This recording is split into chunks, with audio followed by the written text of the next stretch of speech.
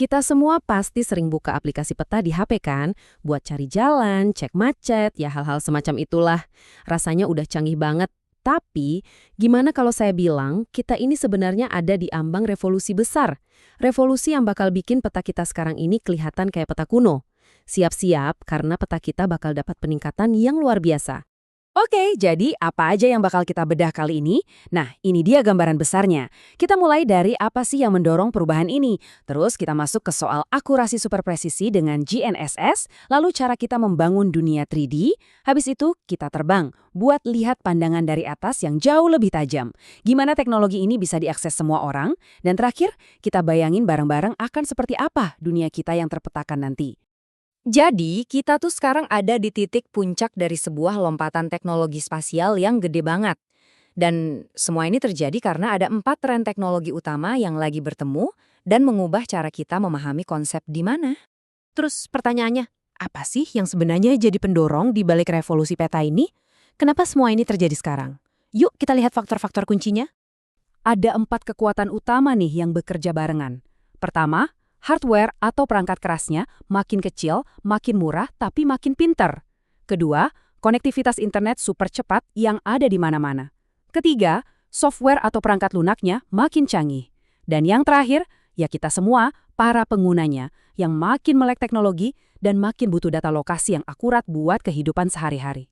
Oke, kita mulai dari pilar yang pertama, akurasi. Selama ini kan kita kenalnya GPS, tapi itu baru permulaannya aja.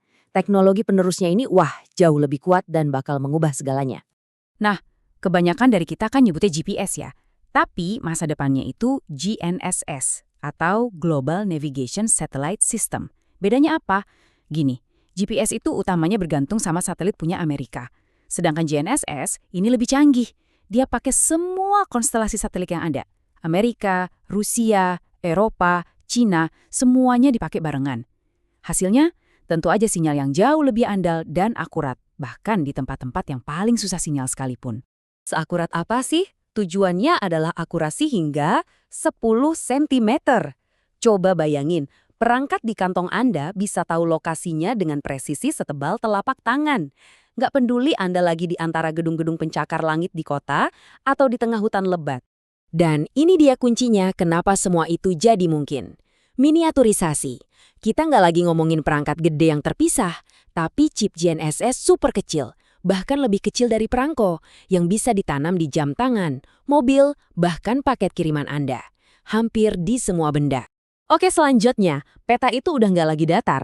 Kita sekarang lagi dalam proses membangun kembaran digital dari planet kita, tapi dalam bentuk 3 dimensi yang super lengkap.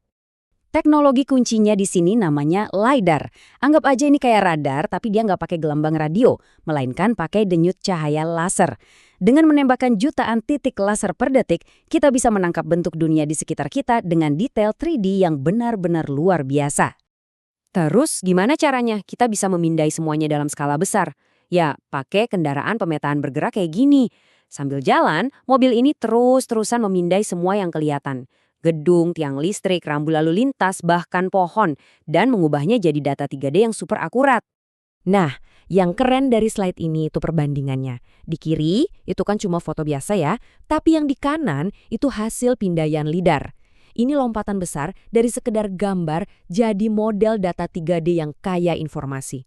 Para insinyur bisa melakukan inspeksi dan perawatan tanpa harus datang langsung ke lokasi. Jadi, poin pentingnya, ini bukan cuma soal bikin peta jadi lebih keren. Ini adalah teknologi yang jadi fondasi masa depan. Data 3D inilah yang nanti akan dipakai mobil tanpa pengemudi buat navigasi. Atau dipakai sistem keselamatan canggih buat memproyeksikan info bahaya atau batas jalan langsung ke kaca depan mobil Anda pas lagi hujan deras atau berkabut. Oke, sekarang kita terbang ke atas. Mari kita lihat gimana cara kita memandang planet ini dari angkasa yang sekarang dapat peningkatan ke resolusi super tinggi atau Ultra HD. Di sini ada semacam efek zoom yang luar biasa. Kita mulai dari orbit, di mana satelit bisa melihat detail di bumi sampai sekecil 25 cm. Terus kita turun lebih rendah ke udara, pakai drone buat data yang lebih fleksibel. Lalu ke darat dengan mobil pemetaan tadi. Dan sekarang, kita bahkan masuk ke dalam gedung, memetakan interiornya pakai sistem yang bisa digendong di punggung. Intinya, teknologi ini menciptakan arsip digital yang super lengkap dari lingkungan kita. Jadi bukan cuma jalanan dan gedung dari luar, tapi juga setiap lorong, setiap ruangan, dan setiap lantai di dalamnya. Ini penting banget, misalnya untuk perencanaan evakuasi darurat atau manajemen fasilitas gedung. Nah, ini dia potongan puzzle terakhirnya. Gimana caranya semua alat canggih dan data raksasa ini bisa diakses oleh semua orang, bukan cuma para ahli yang punya komputer super aja? Jawabannya ada di konsep GIS, atau Sistem Informasi Geografis yang menjadi lebih terbuka. Ini bisa terjadi karena ada dua perubahan besar.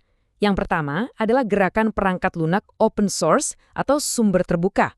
Beda banget sama model lama di mana software itu mahal dan kodenya rahasia, open source itu biasanya gratis dan dikembangkan bareng-bareng. Jadi nggak ada lagi halangan biaya buat pakai teknologinya. Perubahan besar kedua adalah cloud computing atau komputasi awan. Jadi daripada kita butuh komputer super canggih di rumah atau kantor buat nyimpen dan ngolah data peta yang super besar, semua proses beratnya itu dikerjain di server di internet.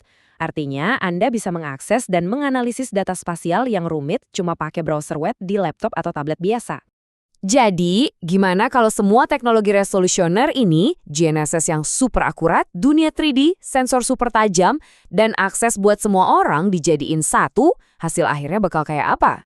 Hasil akhirnya adalah ini. Kita sedang membangun kembaran digital dari planet kita. Sebuah replika virtual yang hidup, bernapas, dan akurat banget sampai hitungan sentimeter, yang terus-menerus diperbarui secara real time. Dan ini meninggalkan kita dengan satu pertanyaan besar. Kalau kita punya peta dunia yang diupdate detik itu juga, luar dan dalam, kira-kira apa yang bisa kita ciptakan? Masalah-masalah super besar apa dari perubahan iklim sampai penanganan bencana yang akhirnya bisa kita selesaikan? Masa depan dari di mana baru saja dimulai.